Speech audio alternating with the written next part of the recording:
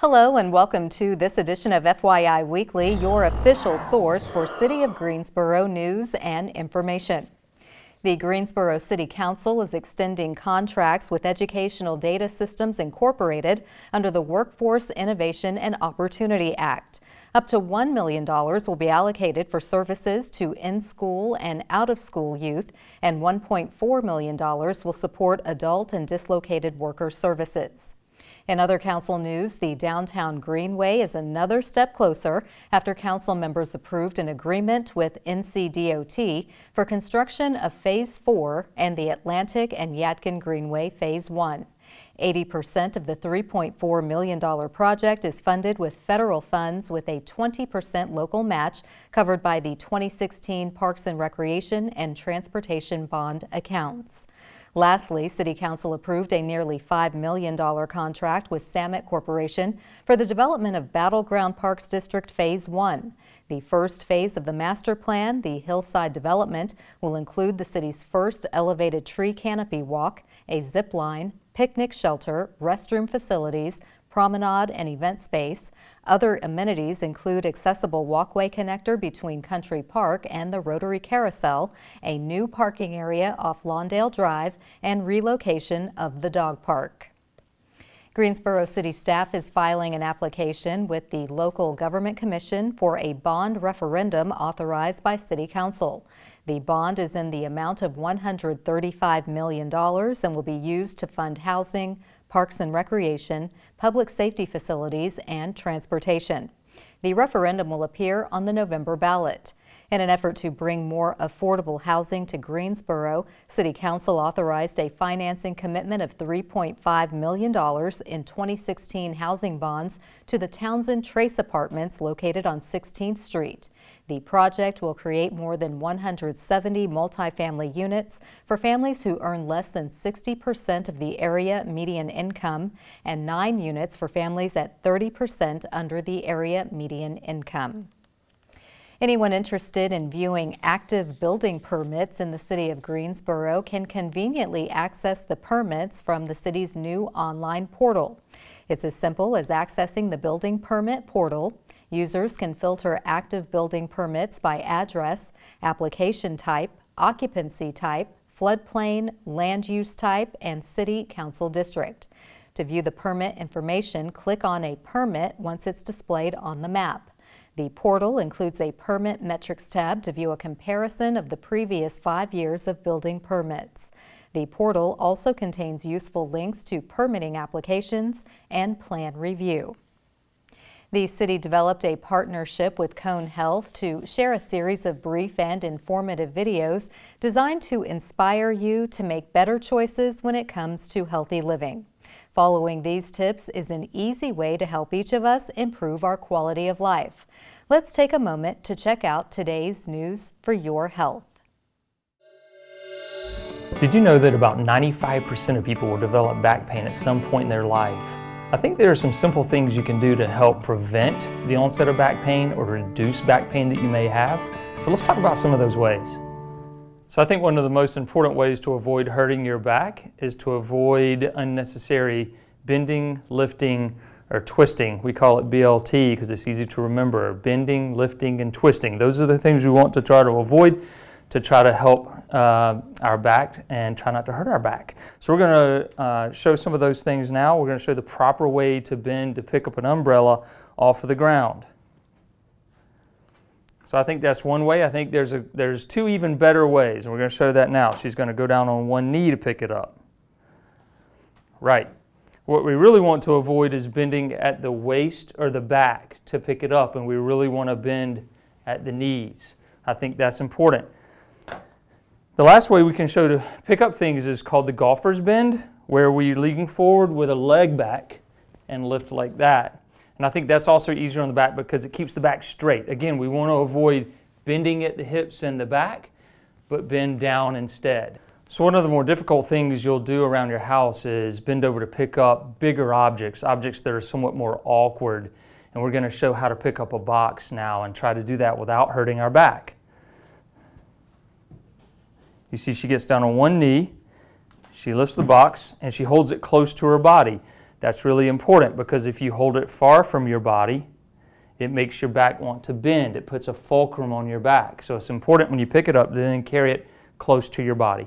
Now we're going to talk about twisting. And one of the things we twist to do is to grab objects such as tissue. So we're going to show how to correctly turn to grab a tissue. If you notice, she turned her whole body to grab the tissue and then her whole body back. And this is the wrong way to grab the tissue out of my hands. You notice she twisted her body that time. That puts undue forces on your low back and can cause back pains. I think there are several lifestyle changes people can make to improve their back health and either improve their back pain or prevent back pain. I think two of the most important are using good posture and using good body mechanics. So standing straight, sitting straight, lengthening the spine, and then using good body mechanics when lifting, bending, and avoidance of twisting maneuvers. Also, I think that for those who are overweight, losing weight down to an ideal body mass index can be very important. And I think reducing stress can also be important because it seems that any medical condition we have, stress seems to make it worse. So I think exercise is also extremely important, and I think exercises to improve core strength and improve flexibility, such as yoga and Pilates, are very important in prevention of back pain and improving chronic back pain. And lastly, I think quitting smoking can be very important in reducing back pain in those with chronic back issues. Smoking has been linked to degenerative disorders of the spine. Thanks for joining me today. Don't let a few wrong moves with your back stop your active lifestyle. To learn more, go to conehealth.com/backpain. This is Dr. David Jones. Don't miss your chance to get a voucher for the downtown parking decks. But first, the city's Transgender Task Force is getting ready to hold meetings. We'll have those stories and more news coming up after the break. Stay with us.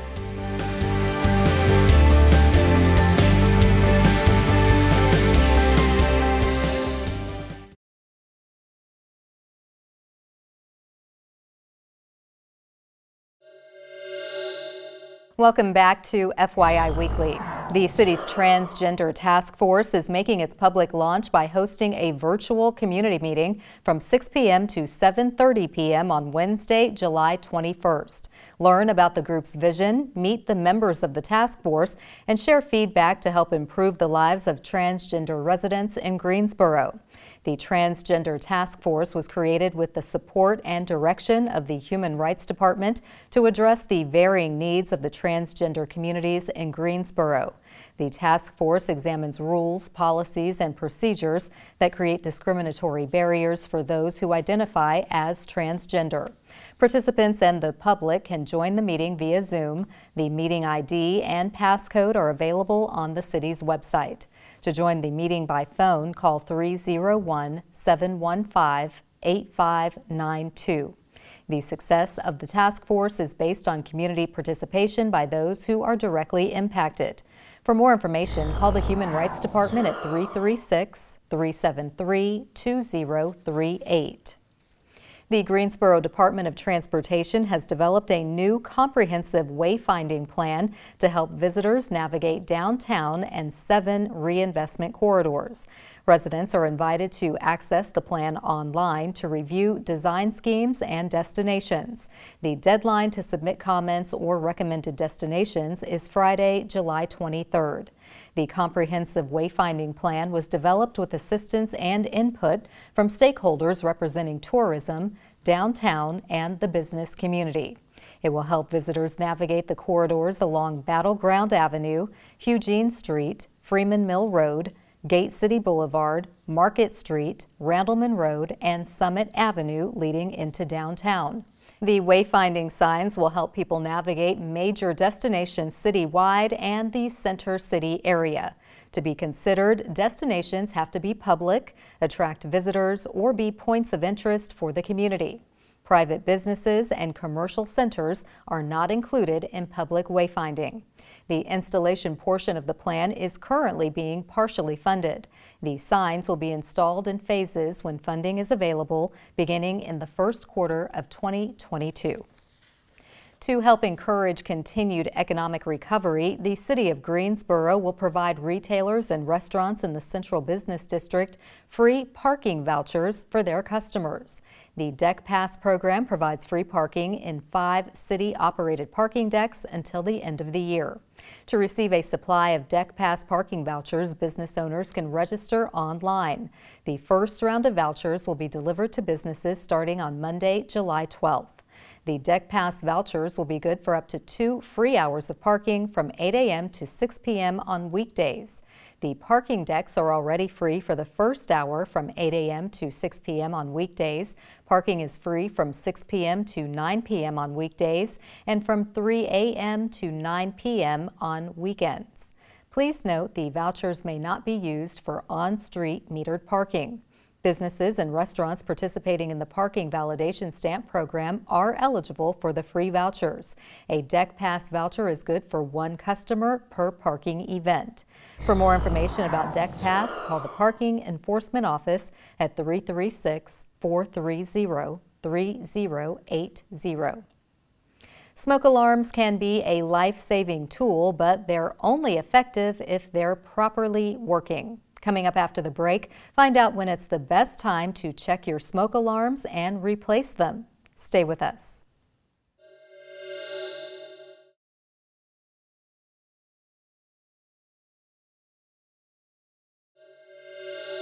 Welcome back to FYI Weekly. If you're like most people, it has probably been a while since you've checked or changed the batteries in your smoke alarms. Joining me now to talk about the hazards of not having working smoke alarms is Dee Shelton. She is the city's fire and life safety educator. Hello, Dee. Welcome back. Hey, thanks, Carla. Thank you for joining me. Yeah. How important is it for us to have working smoke alarms in our home? It's very important to our life safety. It's vital, especially when we're asleep. You know, when we're awake, you can smell, maybe even see the presence of smoke or fire, but when you're asleep, that's not always the case. A lot of times people think, well, I'll smell the smoke and I'll wake up. Well, smoke has carbon monoxide in it, which puts us further asleep, and then you don't wake up. Okay, so definitely we want to make sure the smoke alarms are present, but they have to be working. Right. What is the significance with the term working smoke alarm?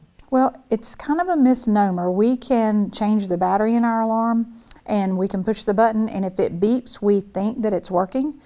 If you read the instructions with your smoke alarms when you purchase new ones, there's some information in there that teaches you that after 10 years they should be replaced. And the reason for that, it's not like a light switch. It's not just going to magically stop working, but it will lose its accuracy over time. So the alarms have, the ionization type alarms have a little bit of radiation in them. And over the years, this dissipates from the unit. So by the time they're 12 years old, they've dropped in accuracy to by about 30%.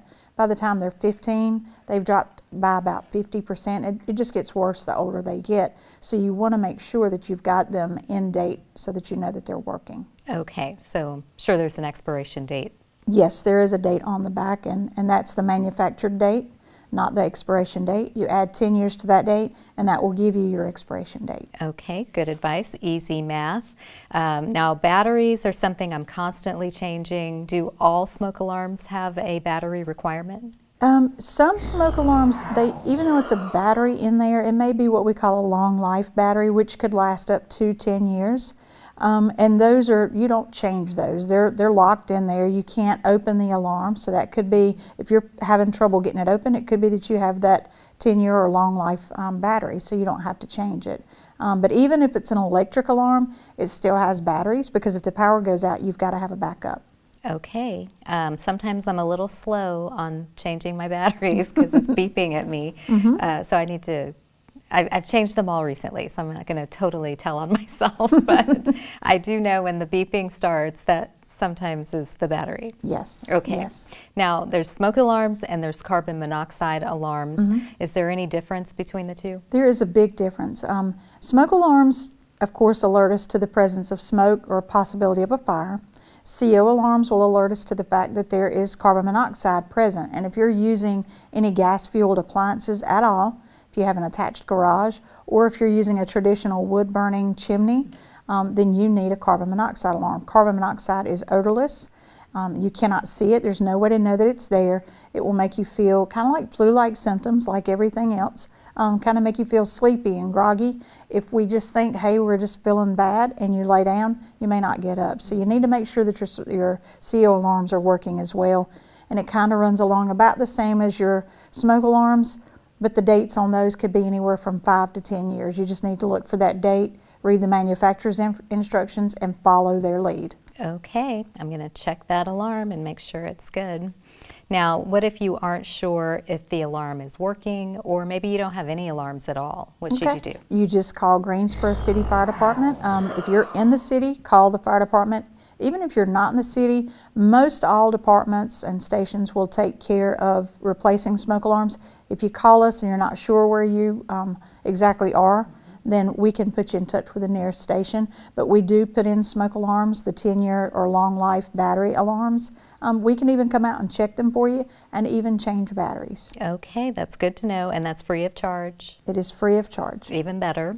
Now, recently we've had some pretty major home fires, and it's probably a good idea to brush up on an escape plan, or perhaps you don't have one. So could you give us a crash course on how to get out safely? So just like I teach the students, you have to have a plan at school. You have to do a fire drill. You should do this at home. And a lot of people think, well, if there's a storm and the power goes out, I can feel my way around my home and know, oh, this is my dresser or this is the table. You know where things are. The difference in the power going out and there being a fire is that there's smoke present. When we're breathing in that smoke, of course, it's breaking down our cognitive system, so you may not really know exactly where you are, even in your own home. So it's very important and vital that you have this plan in place so that you can escape quickly and get everyone out and practice that escape multiple times a year. Practice it with the whole family, have a special meeting place so that no matter which way you go out, whether it's upstairs or out of a window or out of a door, everybody goes to the same place so that you can do accountability. Okay, that sounds easy enough, and it's very important, so definitely make sure you have an escape plan, working smoke alarm, fresh batteries, carbon monoxide alarm. Dee, you've got us covered. That's right. Yes, well, thank you again for once again sharing this life-saving information. We look forward to your next round of safety tips, so do come back. Thank you so much. Thank you. Stay tuned for some useful information about Greensboro as we tell you something about the city. That's coming up after the break. Stay with us.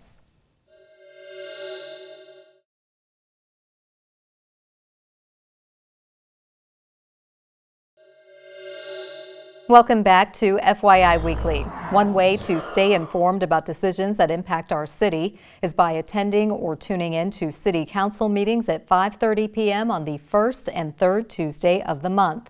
The fourth Tuesday is reserved for a meeting as needed. The City Council will continue holding hybrid meetings where they assemble in the council chambers and allow the public to participate virtually. As of Tuesday, July 13th, a limited number of people can attend the meetings in person if they want to address the council. They may enter the chambers once their agenda item is called and exit immediately after the item is discussed or voted on. The Greensboro City Council meetings are broadcast right here on GTN. The meetings are also streamed live on the city's website and on Roku. The City Council meets on level 2 of the Melvin Municipal Office Building located at 300 West Washington Street. To review the council meeting schedule and agendas, please visit the city's website. Here's an opportunity to learn a little something about the city. The City of Greensboro is relaxing its mask mandates in city facilities. The decision is based on data released by the Centers for Disease Control and the Guilford County Department of Public Health. Under the revised guidelines, the city will no longer require face coverings or a mask for fully vaccinated people entering most city facilities. Unvaccinated individuals are asked to wear a mask when indoors for their protection and the protection of others. Signs are posted at the entrance to city facilities, and masks are available at the security checkpoint should a visitor need one. Visitors are not required to show proof of vaccination.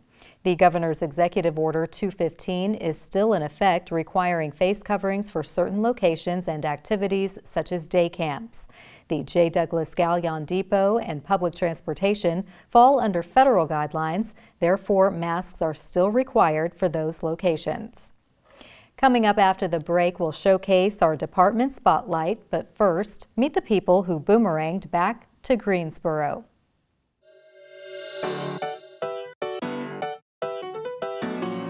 My name is Dominic Amendum, and I'm a professor at UNCG. We moved to Greensboro because it was just the right time for our family to leave New York City, and it felt like the city was starting to beat us down, and we wanted to go somewhere where the quality of life could be better for our family. We love to take our kids to all the playgrounds and parks around Greensboro. We go to LeBauer Park downtown. We have a small playground right here in Sunset Hills, so we're constantly out and about and enjoying the good weather that North Carolina has to offer. One thing that makes Sunset Hills so amazing and exciting is our holiday tradition of lighted Christmas balls. Every old oak tree in our neighborhood is filled with these lighted Christmas ornaments, and this tradition is used as a fundraiser for local food banks. I'm Swati Argade, and I'm a fashion designer and educator. We love Sunset Hills so much. It's a great community, a lot of like-minded people. Every day we're out walking around with our family and our dog, meeting our neighbors and enjoying the historic neighborhood that it is. One of the best things about being in Greensboro versus being in Brooklyn is that our 10-year-old daughter can just jump on her bike and spend hours outside, something that we weren't able to experience when we lived in the city. There are definitely some restaurants that we love to eat at. Bandito Bodega is one of our favorites. We're going to Undercurrents on Friday. But my favorite place to eat in town is at my mom's house. Sunset Hills is the best neighborhood we could have moved to. The community here is amazing. We know all of our neighbors. It's just the most incredible community vibe that I could have ever imagined.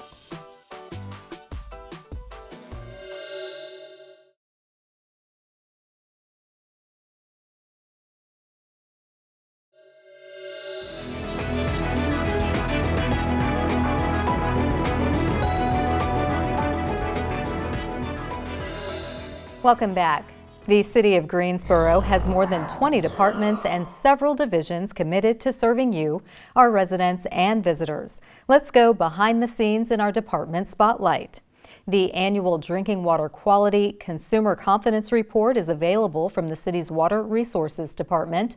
This annual report is a performance measure of the quality of water supplied by the city in relation to compliance standards established by the U.S. Environmental Protection Agency and the North Carolina Division of Water Resources. The city's drinking water is safe and meets or surpasses all state and federal standards. The report includes water quality lab data collected from January 1st to December 31st, 2020. Limited copies are available at Greensboro Public Library locations. To obtain a copy of the report, which is also available in Spanish, call the contact center at 336-373-CITY or visit the city's website.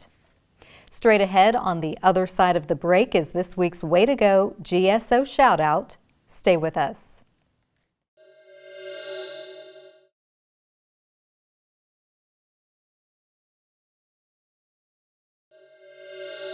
As we draw to a close, we always want to end on a positive note with our Way to Go GSO shout out. This week's shout out goes to the Greensboro Transit Agency. GTA staff won first place in the APTA, or American Public Transportation Association's 2021 Ad Wheel Awards competition.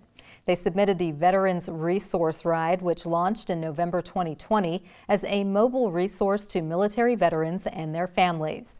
Since 2007, this marks the 6th time GTA has won a first-place honor in the Ad Wheel Awards. The award will be presented in October in Philadelphia during APTA's 2021 Marketing and Communications Workshop. The Veterans Resource Ride is also in the running for a Grand Award winner, which will be chosen this summer. That concludes this edition of FYI Weekly, but you can easily stay connected to the latest city news by linking to us on Facebook, Twitter, YouTube, and Instagram. Alexa users can subscribe to our 5-minute flash briefings, which airs on 90.1 FM and 100.7 FM. Be sure to download our weekly podcast, Talk City Greensboro, and now GTN is streaming on Roku. For all of us here at the City of Greensboro, thanks for watching, and we'll see you next time.